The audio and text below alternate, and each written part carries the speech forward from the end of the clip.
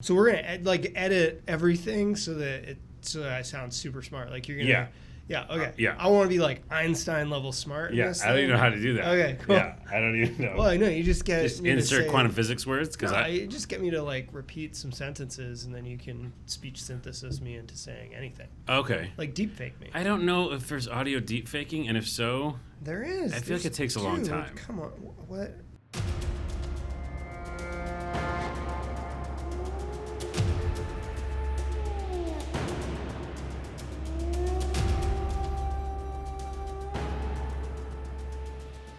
Hey everybody, welcome to the Keep Warm Together, the podcast that talks about the process of making games and specifically what we're working on here at Midwinter Entertainment.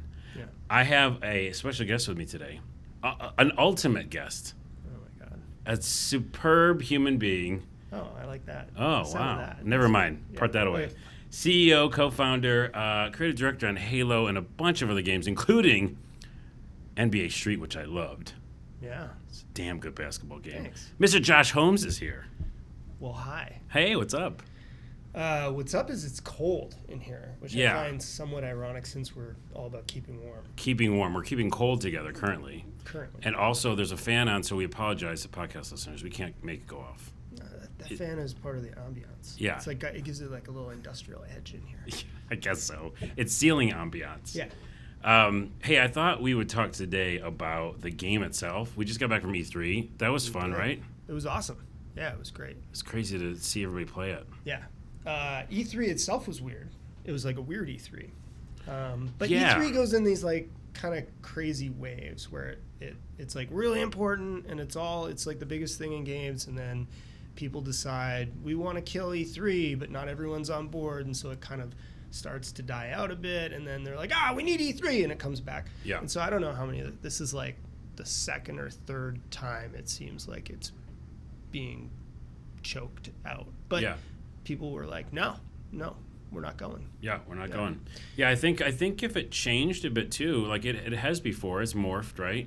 It used to be like when that weird time when it was in like those little offices and stuff. Dude, there was a time where it was in Santa Monica in the airport. Mm-hmm. Remember that? Mm-hmm. Like in the hangar, and I didn't go to that one, but yeah, I heard about it.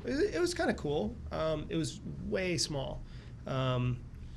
And it was really hot, but that's all I remember. Oh, it was hot this time too. It was very hot. Yeah, it's always hot. I Well, mean, pretty soon, California is just going to be the surface of the sun. The sun, yeah. Keep hot together. Okay, let's talk about the game. What is this game? And we've talked about it before. You've probably seen some of the articles come out and posts and videos after E3, including our gameplay trailer video. If you haven't seen it, go to our YouTube channel and check that out. But let's just get to the nuts and bolts of what the game is. And also, I thought we could just say, like, to everybody listening, what's the process of how you start the game and then how do you finish the game? Do you mean from a player's perspective or a developer's perspective? Yeah. Okay, cool. Oh, the other one would take way too long. Yeah, I'm like, well, that's an in-depth question. Yeah. Okay, so what is the game? Well, I mean, the game is a multiplayer survival shooter. It's also kind of an interesting social experiment in that it's kind of like a prisoner's dilemma of sorts, where all teams start with a shared objective and there's no way they can accomplish that objective alone, and yet they're being individually rewarded based on their individual team performance and what they accomplish and what they're able to bring out of the session with them. It's a session-based multiplayer game, if I didn't mention that. And so you kind of have this tension of, okay, well, we're working together at the beginning of each match, and yet we are likely to turn on one another and murder one another by the end of the match, though completely optional. Yeah, you don't have to. You don't have to. That's not the point of the game. The point of the game is not to kill everything that moves or every other player. It's completely viable to work together, and in fact, you must work together to be successful to some degree. The moon has been shattered by an asteroid. The debris from that has encircled the globe. It's choked out the sun and thrust the Earth into this persistent winterized state. And along with the debris from the asteroid has come a strange extraterrestrial DNA that has sort of spread this virus or disease called known as the Scourge, which is mutating and infecting all of this life on the planet. And so where you come in as a player, it's years later, there's a space station called Sanctuary that's in near Earth orbit, and it's being taken care of, or there's a caretaker AI on it, known only as Mother. And Mother is reawakening a small group of survivors and sending them down to the surface of the planet to explore what remains and to bring back samples of that Scourge DNA so that it can be analyzed and presumably a cure can be found. So as a team of explorers being sent down to the surface, along with many other teams, you are trying to meet this set goal of the number of samples that you need to collect for Mother before she will send down a dropship to retrieve you and bring you back to the space station. And if she doesn't... If you don't achieve that goal in time and she doesn't send down the dropship, bad news. You're done. You're all going to freeze You're to done. death It's and a die. big storm. Yeah, there's roaming storms on the surface. It's incredibly cold weather conditions, and everything on the surface is fairly hostile. So good luck. Good luck. Yeah, that's it. We'll just leave the podcast with that. And good luck. No, but I think that beginning is great, and that's what I've always enjoyed since the beginning. Yeah, let's make everybody kind of have to work together for a while, and then you can make your choices what you want to do when that dropship comes. Yeah. But if you don't get those samples together, then we're all screwed. Yeah, I mean, we see situations that just sort of emerge during the course of play where two teams might converge on a sample site to try and retrieve the samples from that location, and knowing that they're up against the time limit for the match and they're just a ways away from achieving their goal and having Mother send down the ship, they're faced with this choice. Do we go for one another's throats and potentially eliminate most of each of our teams, and by doing that sort of delay our ability to achieve the mission goal, and potentially then we all fail. We all lose. Or do we work together for this short period of time, or at least ignore one another and cease hostilities until we can achieve that goal, and then we can turn on each other if we so choose. Yeah. And those sorts of just emergent player behaviors are a big part of what we're trying to build with the game. We sort of construct these complex systems that force players to make difficult decisions, and we give them a myriad of different tools that they can use, but try not to say this is the one way that you have to solve your problems. This is the way that you need to play. We want to put tools in the hands of the players, give them agency and the ability to just how do you want to interact with the sandbox. Yeah. How do you want to take? And I think that's huge. That's huge in like the gaming world in general right now. This idea of choice, giving that player agency. So many games that would normally just been like linear and here's how it goes, are like, what? I don't know how it's going to end up. Like they're giving those split decisions, and I think that's cool. And you mentioned Prisoner's Dilemma. That's exactly what it is. Like, yeah. Well, I mean, I'm a little biased because that's kind of those are the games that I love. But I mean, this medium, that is, in my opinion, the purpose of an interactive medium is, if you just want to tell a linear story with no choice, you can do that. I guess it's a valid thing you can do. But I think where games really thrive and sort of come into their own is when players are able to approach obstacles in a variety of different ways and sort of search their own faculties to try to come up with their unique solution to any problem. Yeah. Putting yourself in the game. Yeah. Your mental state. Yeah, that's right. Yeah. You gotta make it weird. It's real. Yeah. And also, let's talk about mental state. When you play the game, all you do. Can we say this on the podcast? I don't know what you're gonna say, but go for it. I'm gonna say the truth. You just take off. It's supposed to be teamwork, but oftentimes, not every time, you have definitely left me high and dry. Well, so this is I'm gonna give a bit of an excuse for myself. Okay. Yeah. Well, one of the things we talked about when we're still a very small team, but we were even smaller, is we play the game every single day, and we are communicating with one another both via voice chat, but also we're sitting in the same room together. And, we're testing a lot of the different systems in the way that we play the game. And we just started to talk about and reflect on the fact that, hey, this game needs to be playable by complete randoms that are not friends and have, don't Right. choose to communicate with one another. And so I took it on myself from that point forward to become the random, non-communicative, Doesn't use his solo microphone. player that is going to go off and basically refuse to cooperate more than is absolutely necessary. And I've sort of held up that persona in playtests for quite a while. And you know what? I'm quite enjoying it. Well, So it's I just go off, interesting. I do my own thing. You sure do. And I start, I'll tell my teammates, I'll ping locations, be like, let's go over here. And if they're not listening, I'm just like, all right, You I'm just out, gone. I'm done. I don't even know. Yeah, if you're ever on my team, I'm like, well, we don't have another member. He's gone. He's like, but It's a actually, two-man that's a good defense and is accurate in the fact that we do want to like test it for all the different ways people are going to play the game. But Yeah. you're also, spoiler alert, you're going to experience that yeah, when you're playing. Well, people do weird things. Hey, let's talk about the systems for a minute because I think for me that's one of my favorite things about this is that there's storms, there's bears, there's wolves, there's outlanders, there's scourge, and all those things are random-ish, right? Like we're plopping those things down in this world, and you don't know what you're going to get, you know what you're going to come across, and they have their own like little AI routines and jobs and ideas and where they're going to go. And if you watch, if you go to a camp, you'll see some stuff play out before you even get there.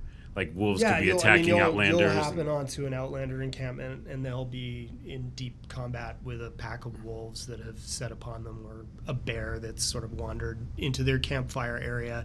I think that like creating a living world for players to explore has been a part of the vision for what we wanted to achieve for Scavengers. Like in a large scale multiplayer experience, usually you're trading off large player count, empty world, or dense world, low player count. And maybe the exception to that would be when you're playing in an MMO, but then you're trading off the fidelity of the action experience in most cases. We're trying to create an action-oriented, hyper-responsive, densely populated world that is being explored and inhabited by a large number of players. And so that's challenging, but that's also cool. It's so cool because the stories you tell, like the stories like at E3, right? Like just watching those playtests and watching what people are doing is crazy. Yeah, one of the cool things that Chris just put in with the wolves is, they're attracted to meat. So if you've either downed, let's say you've downed a deer or a rabbit, or they've managed to bring one down, they'll actually kind of get distracted with eating the meat. It's not working exactly right now because you'll be like shooting a pack of wolves and you'll kill two of them, and the third one's like, oh, I'm gonna go and eat my buddy's carcass. And you're like, maybe you should worry about the dude that's drilling you with bullets right now. But obviously that's something we're gonna fix. Wait, to his credit, the other wolf is probably easier to get, right? Because we're like, we have weapons. He's like, I could probably just eat this meat. Yeah, he's like, I just eat this meat, have my final meal before I inevitably perish. Yeah. No, but those systems are amazing, and we could tell stories for a long time about the playtest and also just our experiences every day. So that's what I'm so excited for people to get to try. What else should we talk about the game before we move on to some questions? Anything that you want to hit? Mother, by the way, we've talked about Mother. I don't think we have done it a lot. The AI, who sounds scary. She's a kind of creepy voice. She is pretty creepy right now. We've been experimenting with some of the processing on the vocalization, which has been really cool leading up to E3. Yeah, I mean, she's a mysterious presence. She's an omnipresent guide for your experience in Scavengers, and we see her playing a big role as we continue to develop the game, and then once the game is live, continue to evolve it as part of the service. I know. I feel like I want to just at least allude to the idea that there's some story beats, lore stuff in this game. I feel like we haven't really talked about it a lot, but Mother kind of alludes to that, where there's this AI. What are, in quotes, her intentions? Right? Yeah, and that's, I think, one of the kind of fascinating mysteries that we're hoping to kind of seed is you're going to ask yourself, what exactly does Mother want? Because it doesn't necessarily all add up what her motivations are based purely on what she's saying to you in the game. and I think that's something that's sort of ripe for exploration. And we have a lot of ideas about the narrative around this world and how we see it developing and unfolding over time. But at the same time, our number one priority is player narrative, player stories, and supporting those, and really all of that being driven by gameplay. So I think if we can put enough depth and detail and interest in the surrounding world that people want to go and sort of pull it out, and it's there in the background for them to explore, great. What we don't want to do is kind of make that a front and center aspect of the game, something that we're sort of pushing on players. Right. So it's a delicate balance. But we can mess with that with seasons and the idea, right? Or something, not to just jump ahead, and I don't know if we're doing that. We I'm definitely, not saying. yeah, no, we definitely are. Okay, we definitely are. That's so that's the kind of thing that, like, I get excited about multiplayer games that have, like, this thing I can look forward to. Oh, this is going to happen, and I don't know what that means. So, so just everybody listening know that that's kind of in our brain. And I don't know if we've went into it enough. Yeah, and I'm most fascinated to see, assuming that the game, finds a excited audience, which I hope it does. I'm really excited to see what the fan base brings to the table in terms of like their speculation, their theories about the surrounding lore of the Scavengers world, because I feel like where games most fully achieve their potential is when there's sort of like this shared authorship between the game creators and the community that's playing the game. And those are the games that personally have resonated the most for me as a player, where I feel like I'm bringing a piece of myself to the table and I'm actually, adding something to the universe that I'm exploring and sharing with my friends. And it's not just all there for me to kind of consume in a one-way fashion. Right. So we're hoping that fans get intrigued by and excited by the world of Scavengers and sort of bring their own ideas into the fold as well. Well, yeah, I think that's a huge part of it. And I think that if you just look at like our community, and they have a lot of it haven't even played the game yet, and they're already invested. So like I feel like I can't wait for them to get in there. And by the way, Broken Tree is in the game, right? I think some of you know what that means, but I mostly know what that is. Oh, you do? Yeah. Do you, Natty? This is like a tree that was there, but then it wasn't there. And yeah, like, Mark in that video put the tree down. It was just a broken tree, and then he got rid of it. And then someone was like, "Bring the broken tree back." Hashtag broken tree. Yeah. Was it? I think it was Dummeister. I can't remember now. Okay, let's go to some questions. We're going to hit you with hard hitting questions. And by the way, this podcast has had like 100% less like us making fun of each other, and I'm kind of disappointed by that. Oh, that's generally like a daily thing. Yeah. We'll see what happens. Because you're keeping such a tight rein on things here. I am. This is what There's I do. nowhere to go. There's literally nowhere to go. This is literally you can't. We're sitting can't in an office breathe in here. filled with a bunch of hats, and it's very cold. So this is some questions from the community. First one is from Crofter. What is the minimum requirement for the game, as in specs? And also, will it be free? Yes, it will be free. And do we have those specs yet? For PC, we haven't arrived on our min spec quite yet. I mean, internally, we've been sort of using current generation consoles, meaning kind of your Xbox One, PS4 OG unit as kind of the baseline for where we want to be for min spec.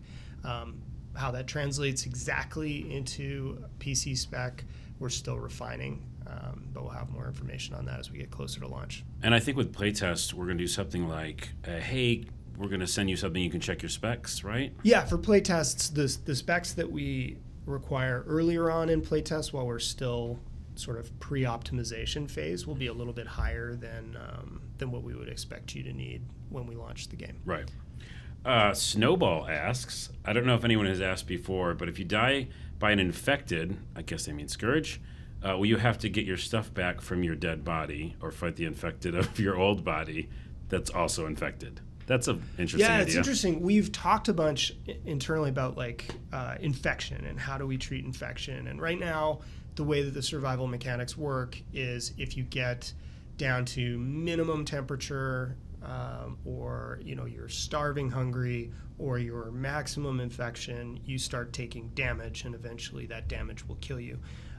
For infection, one of the things we've talked about is if the infection gets high enough and it ends up consuming you, maybe that turns you into a scourge, and either you spawn a scourge that's going to attack your teammates if they're nearby, or potentially even you turn into a scourge that you have some partial control over. Those are some things that are kind of on our backlog to pursue, but I think it could be really, really cool. Yeah. Because you want each one of these survival outcomes to feel unique and special, and I think that would be a pretty cool outcome if you get fully infected. Yeah. Although you might find people deliberately going out and getting infected just to grief their own team. Yeah, that would be cool, because those stories would be awesome. Like, and then my buddy turned into a scourge and he killed me and blah. Yeah.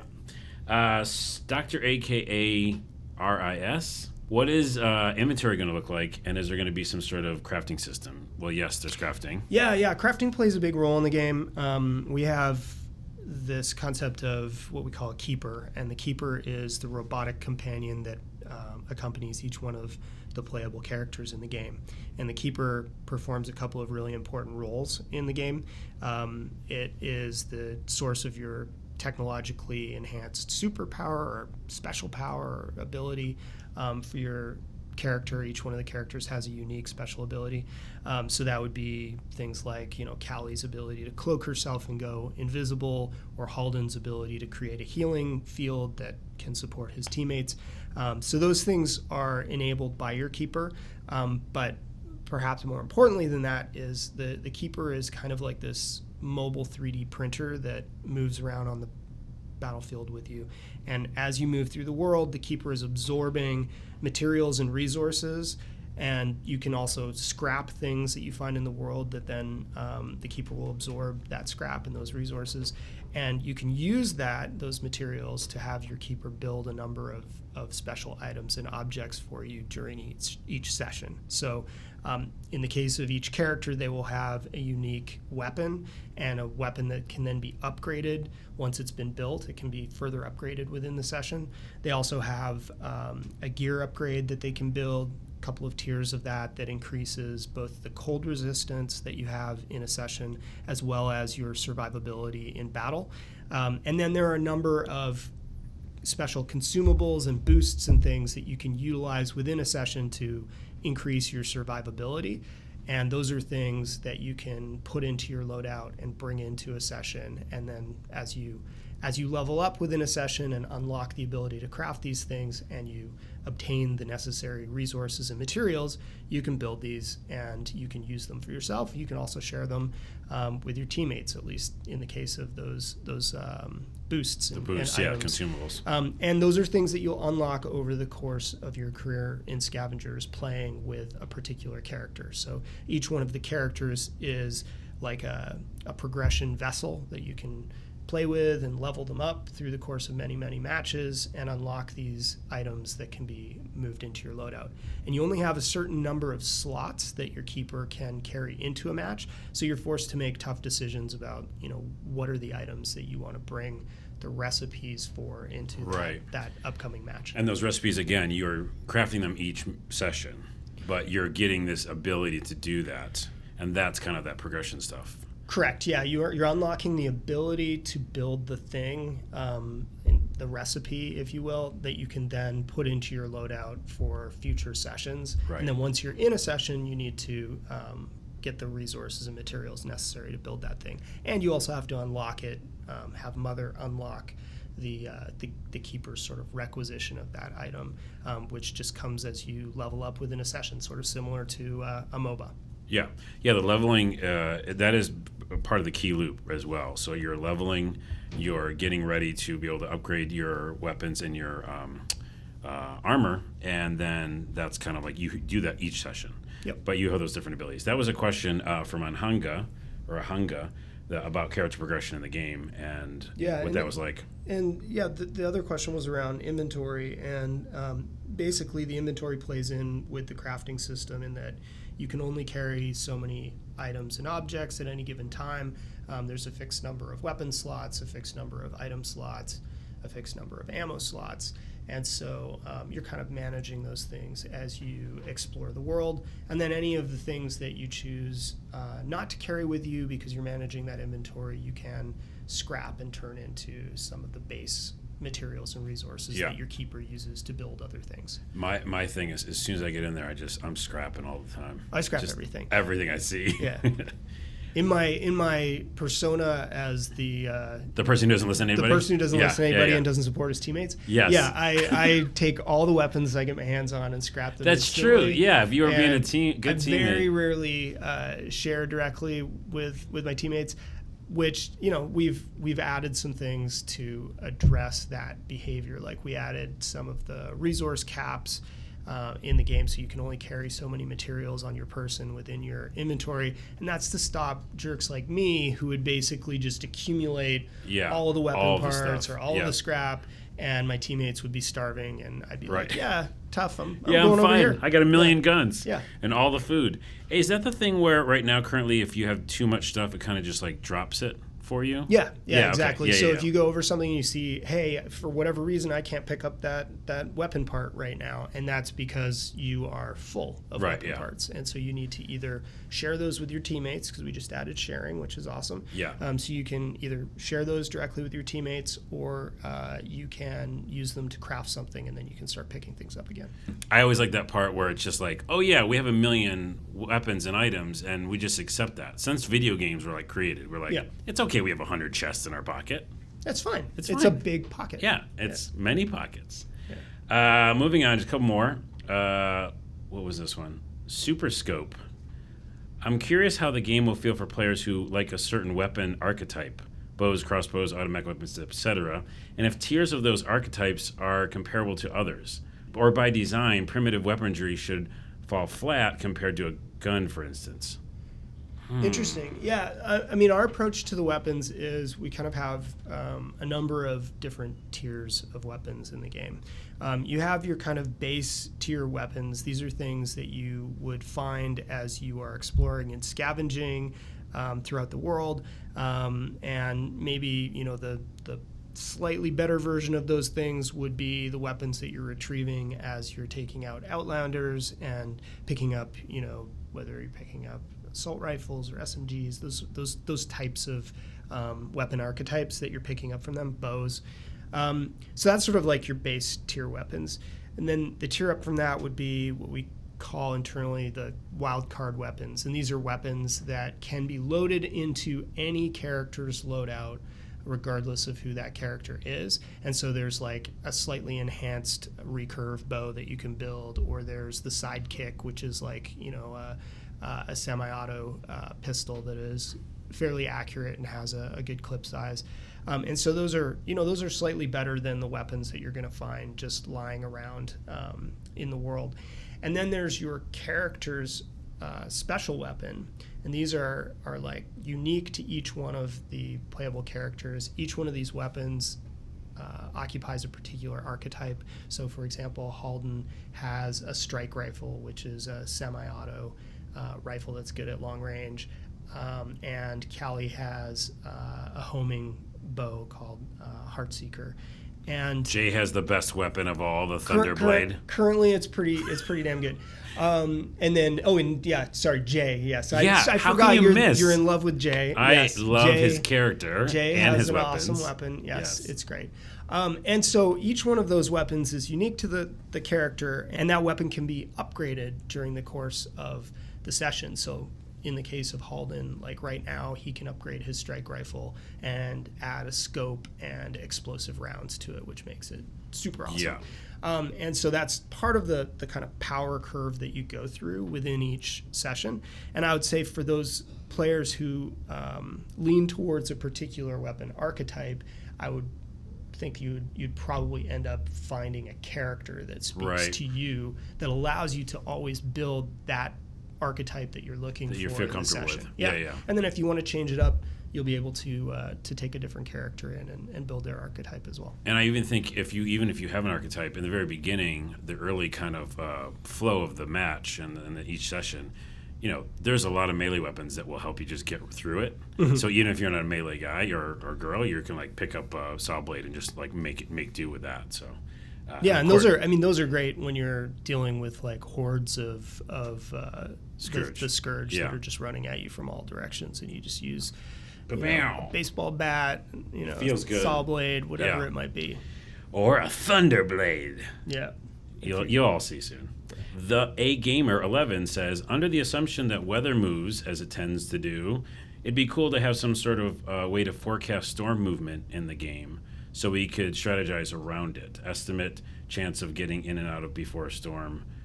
Now we have those on the map. You can see the storms. Yeah, that's a really cool suggestion. It's something that we've talked about quite a bit as a team. So I think we have like the beginnings of that in right now. I'm not sure that Jeremy and Daryl are 100% happy with it, but it will give you kind of the direction that the storm is moving in. And so you can kind of predict loosely what those movements might be. We've talked about, whether we actually draw storm paths on the map and give you a little bit more information there. We've also talked, maybe that becomes a character-specific talent that, trackers might be able to see where the storms are going with a little bit more clarity that would create, a little bit more of a specific role for them on the team. So yeah, I think it's important for you to be able to have some amount of prediction, ability to predict the path of the storms, because if you get stuck in a storm, as Kyle will attest to, because he seems to attract storms all the time, it can be tough. My technique is I basically, if I'm in a storm, I look at the direction the storm is moving in and I run the other way. Opposite way, yeah. But I kind of like the unpredictability of it too. I mean, because I've had so many great moments because of that. Like either terrifyingly, weather's unpredictable. Yeah, it can't be a perfect thing where as soon as you can see exactly where the storm is going to go with 100% clarity, I think people will just game it. The system, But you can't game life. I mean, come on, life throws craziness at you. It's chaos, life, bro. What's up? I just made a catchphrase. You can't game life, dude. Would the resources you bring back to Mother influence anything about your character's account, future matches? This is a question.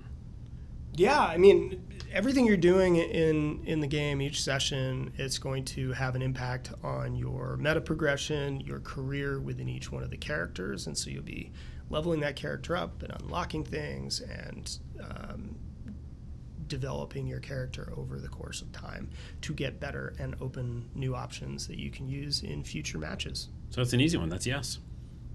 Yes. What, this is like a testimony or something?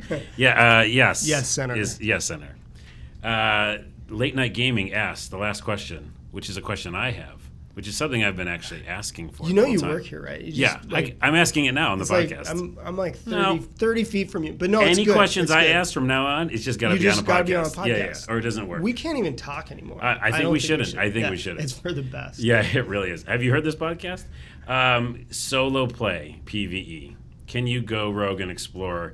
Yes, you can. That's a short answer because you just heard what Josh does every match. All the time. But solo play, the idea of just going in a local kind of moment, PvE, I like that idea. The answer is, like right now, this is being designed as a multiplayer game that is playable by a large number of players in any given session. And we use dedicated servers to support the play experience. That said, we have talked about the potential to offer solo experiences within one of those larger sessions. So maybe there can be solo objectives and challenges that people could play that are orthogonal to what the other teams are doing, but might allow them to occupy the same world that the other teams are occupying and thereby play on the same server or servers that they're playing on. As far as like developing a purely offline experience, that's something that isn't currently in our plans or in the works, but it's not outside the realm of possibility at some point in the future. Yeah, and I do like that idea of just being on the server and doing like these little missions within it, because essentially we're doing that already, right? Like when we go off and do our own thing, I have so many stories. Guys, I saw the scourge bear. He's in the woods and I did this whole thing. And so, yeah. So there's no reason why, outside of the fact that you would be, obviously more vulnerable as a single player and not have the benefit of teammates supporting you. But there's no reason why you couldn't be able to solo within a session or a match. And honestly, I play that way myself when I'm testing the game. Sometimes if I want a challenge, I'll take the latest build that we're playing. I'll just play solo myself and try to complete the mission objective alone, which doesn't usually end well. It's difficult, but it can be fun. Yeah, that's all I do. So I QA the game pretty much every day, and I just mess with obviously capturing video and GIFs and stuff like that, but also just trying everything. And yeah, it feels pretty amazing when you take out a camp and you're by yourself. But you gotta be tricky. You gotta be tricky. You gotta pull out all the tricks. You gotta know all the ways to cheese the AI, which we're gonna slowly be like fixing each one of those. So it's gonna get harder and harder. Harder and harder. This game's gonna be impossible. It's gonna be impossible. That's the plan. That's the plan. Everyone dies. If you take anything away from this podcast, this game's gonna be impossible. It's a Dark Souls of multiplayer. But also, that doesn't work with bears because bears are still mean and try to take them by yourself. Yeah, bears are bears. Bears are bears. Again, last suggestion. This is a suggestion by Yule17. Mutated spiders. That's all. Yeah, all right. You want to put them in the game? Scourge spiders? Sounds disgusting. I know. I'm in. I know. Yeah. All right. I mean, if we that's a strong maybe. Get a chance, it's a strong maybe. Strong maybe. If we get the chance to put mutated scourge spiders in the game, I am a thumbs up for that. All right, we got 2 thumbs up here. Spiders suck. Yep. Josh, it's been a pleasure. Has it really? Not really. Yeah, I didn't think so. I mean, it's been kind of, It seemed insincere. It really. I'm just being honest. I know. I'm being honest too. Yeah. Well, good. So this should be done now. I don't know what happens next. Do you want to say goodbye, or should we talk about our social media? Goodbye, everyone. What's that? That's my little boy voice. I don't want to hear that again. It's like if someone trapped me in a closet and Wait, there's so many questions. Yeah. Why did they trap you in a closet? It's like somebody trapped me in a closet and I can hear them leaving for the day. What a specific reference. And I'm left all alone and I'm like, goodbye, everyone. That doesn't but nobody can even hear it. But why would he say goodbye? He's trapped. Because he's sad. Wouldn't he say, help me? Or Kyle, help? To the people that keep him trapped, no. That's a very confusing ending. It's dark. I'm leaving in the podcast. All right. Oh, yeah, play _Scavengers, Twitter and Instagram. And you know where to go. Yeah.